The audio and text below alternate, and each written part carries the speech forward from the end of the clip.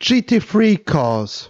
They are special made street cars where they modify them and they race them all from short sprint races up to around 24 hours, and they have them in the biggest series like IMSA and soon to be the World Endurance Championship, and they also have their separate series like the GT World Challenge.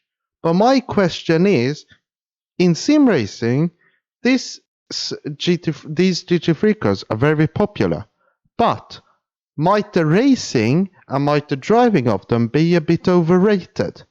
Because I've seen a lot of people who have commented and said they're a bit too easy to drive. So let me take you on a drive around Monza in a race, 5 laps, to see if they are good. Okay, so now we're here in the race. Going to go soon around Monza.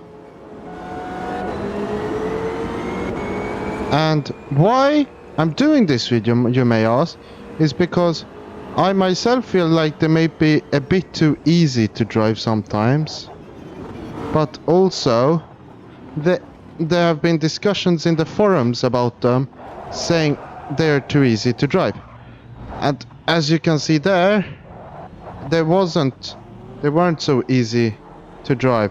And obviously around Monza, there happen quite big pileups.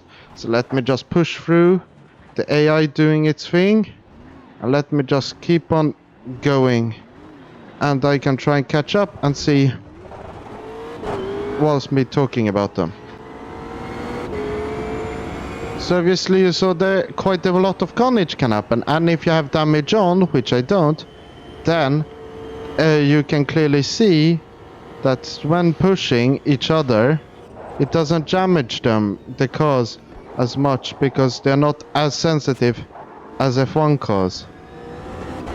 But what I might say is a bit of a thing is that the need for trail braking isn't as important, because if you step like there and just step on the gas or on the brake, you might get a few of these spins and things, but it can be quite prevented using traction control, which these cars have.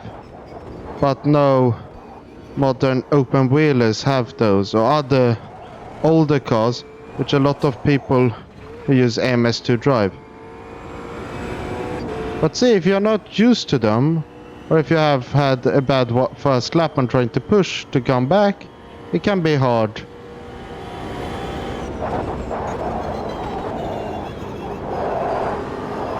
Especially with the setups, it can be a bit weird. And these cars, I'm just getting a bit of understeer. But you might also say that due to me driving AMS too, the physics might not be the best. But I would disagree a bit and saying that in any sim, GT3s should act similar if you compare them to the other cars in the sim. It's a thing which you might see is that it's not easy to see past them, because you can't fully see, but they aren't like the smallest cars, but they aren't the biggest either, which makes them a bit easier to see, or I would say race, because obviously if you go around Monaco in an F1 car, it's hard to drive around against them and overtake, because obviously they're too big, whilst here you can see it's not that hard. But let me see if I can maybe catch up to the people in front. If I try, which is a bit hard. But you can see it's not that easy. But what a few people in the forums might be not fully liking so much is maybe that they have traction control and ABS, so it's a bit easier to actually drive it, because an F1 car and similar, you need a bit more finesse. But the thing is, when you think about it, modern prototypes also have electronics to help them.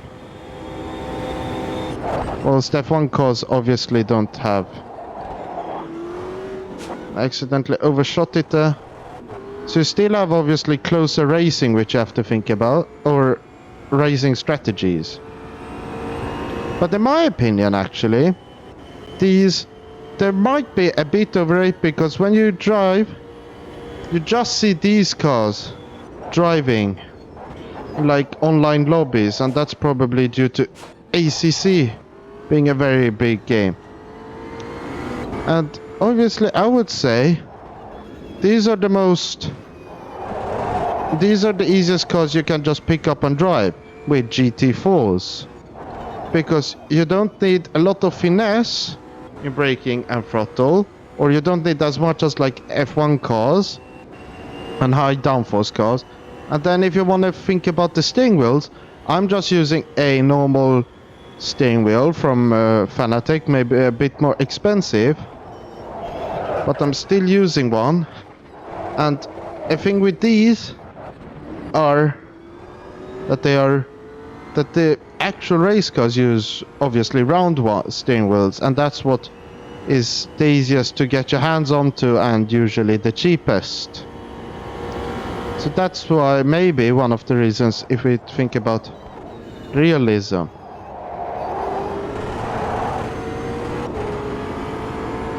I don't know what it is with this car. It feels a bit too, not slippery, but it feels, yeah, something feels a bit odd with this. But we'll see what happens with the new update, because AMS2 will gain a new update in the close future called V1.5. We'll gain it in how long did they say? I'm not in late May. Okay, so I accidentally pressed the pause, but so they'll gain it in June. It will come about. But for certain cars, not the GT3s though, it'll arrive a bit earlier. So then I'll obviously talk to you about if the update is good, and then I'll talk about also a new circuit coming, which is Barcelona. But see, I can still catch up, so if you're like quicker.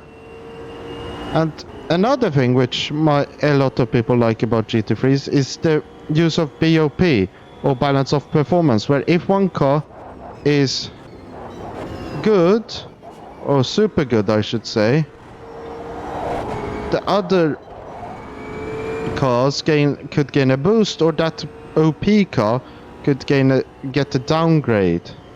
So the series becomes more competitive.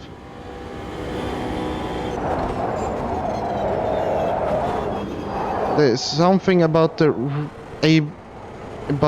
brake bias in this car I noticed, but I can't change it because I have the wrong profile, which is one thing I don't like about the MS2, changing of the profiles. But then if we think about other stuff with the GT3s, yeah, they sound quite good. MS2 might not have the most modern versions, but they're still very good.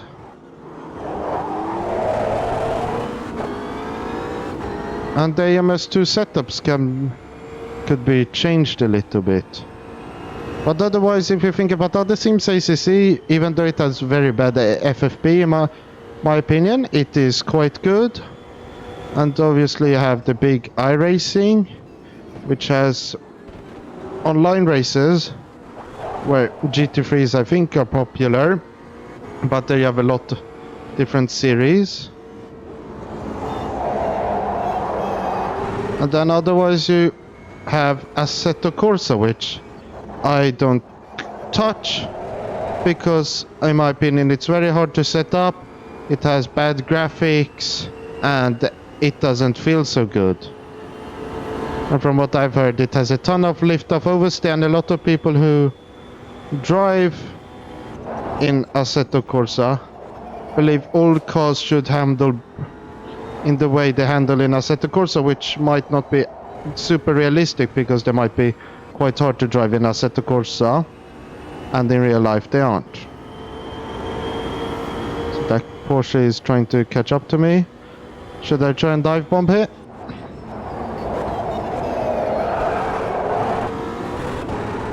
And I caught it. Obviously need to change the brake bias a bit. But otherwise I felt that that was good. So if you just pass the finish line. So. Are GT3 cars overrated? In my opinion, a bit. Because obviously they are quite nice to drive. And they look quite good and they sound quite good. But the amount they are raised and amount of people who like to talk about GT3 cars and saying that's important for every sim, it's nothing like super special. Because if you see Rennsport, they use GT3s for their racing. You have Assetto Corsa, which has GT3s obviously. You have ACC, which has a GT3s, you have iRacing, which has GT3s. All the major sims have GT3 racing. And what makes the car special? Well, they just look like the real counterparts, the ones which are used in, which you can see around driving around the roads. But it's not like trying to drive. It's not. Yeah, so that's one thing. And then they are hard. Obviously, any car is hard to push to 100%. You have to focus on things. But because they are not like the most downforce, don't have the most downforce, and don't have driving aids and those things, a lot of gentleman drivers, as in Mazepins, who are worse, can actually drive them go and drive them. Whilst if you want to talk about F1 and other prototype racing, it's obviously not that simple for anybody to just drive them. So it's a bit of a skill there. So in my opinion, people like to talk about that it's the greatest thing in motorsports except F1 and all of these things, similar things like saying it's far superior and it's the best and all sims need it and everything, and I disagree. If you want to get a certain GT3 fan base, yes, then you obviously need them. But if you want to just drive any car and you want to drive like hard cars, then I would obviously go with older cars, such in Group C and GT1. And modern cars, you have the F1 cars, but you also have modern prototypes. As in the Brazilian endurance series, you also have LMP2s, LMP3s, LMDH, LMH, and a bit older LMP1s. So I don't see a point in saying that the GT3 cars are the best for racing, but they're a big part in sim racing, and in my opinion, other cars should have a bigger part in just sim racing. But what do you think? Comment down below. Whilst you're down there, please hit the like button and also subscribe. My next video might be on something similar, something which isn't as similar. We'll have to see. But probably AMS2 related and probably opinionated. So, until then, I've been Racing Legend. You've been my amazing viewers. Thank you for watching. Goodbye.